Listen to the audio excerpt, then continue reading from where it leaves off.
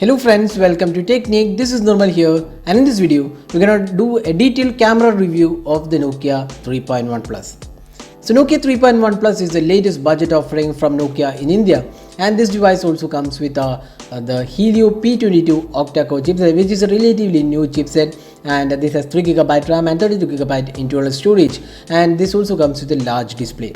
Now in this video we'll talk about the camera aspect of this device. This comes with a dual camera setup. So let's get started with the detailed camera review. So first up, let's have a look at the hardware. On the rear panel we have a 13 megapixel primary camera with f-stop 2.0 aperture and a secondary 5 megapixel camera for depth sensing. There is also an LED flash included on the rear camera. Now coming to the front camera, here we have an 8 megapixel shooter with f-stop 2.2 aperture, and there is also screen flash included for low light selfie experience. So now let's go straight into the camera interface. So here we have the new camera interface from Nokia. This is the camera interface version 9, and this was announced along with Android Pie update for the Nokia 7 Plus. So we have the new version. You can see that live bokeh, manual mode, then we have square mode, and you also get video recording, slow motion, time lapse. All these features are included, and the video recording is at 1080p resolution, both the rear and the front cameras. So the camera interface definitely feels much better than the previous interface, and we have all sort of options included.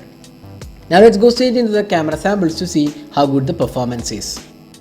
So first up, let's have a look at the daylight captures taken with the Nokia 3.1 Plus.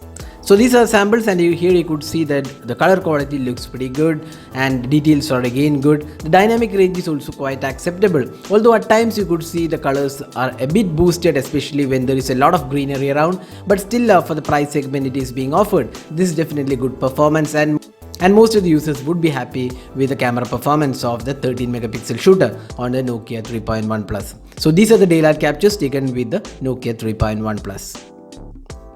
Now moving on to the close-up images. Here again you could see the good details in the photos, the sharpness levels are adequate, and color quality again looks quite good, although at times the images do look a bit saturated, but nevertheless most of the users won't complain for the vivid and rich colors Nokia 3.1 Plus offers.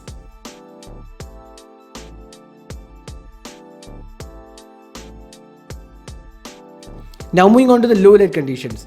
So here you could see that with adequate into lighting, there is good amount of details, but again the focusing is kind of pretty much slow, and sometimes the images do look soft because the Nokia tries to reduce the noise, and at times with extreme low light conditions the images are a bit too soft and details are lacking and the sharpness levels are not that great. But again the images do have decent colors all around in the low light conditions as well.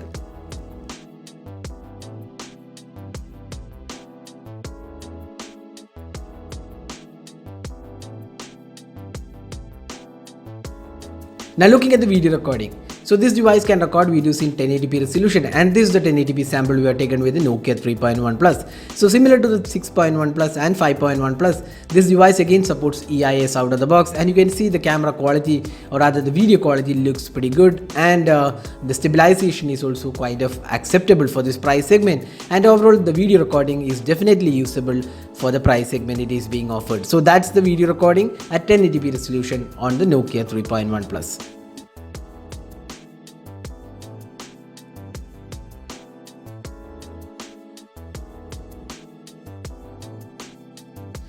Now moving on to the portrait mode. So the portrait mode is kind of average at its best. The edge detection is kind of not that great, but still manages to produce decent results in the portrait mode. There is also bokeh editor where you can change the amount of blur even after you're taken the photos. So that's the portrait mode on the Nokia 3.1 Plus.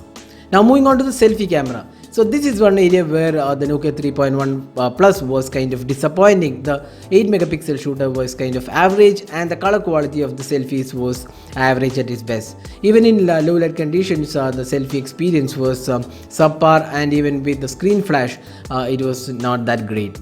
Now there is also portrait mode for the front camera, but so the edge detection was nowhere close to some of the other smartphones in this price segment. So the selfie camera is average at its best.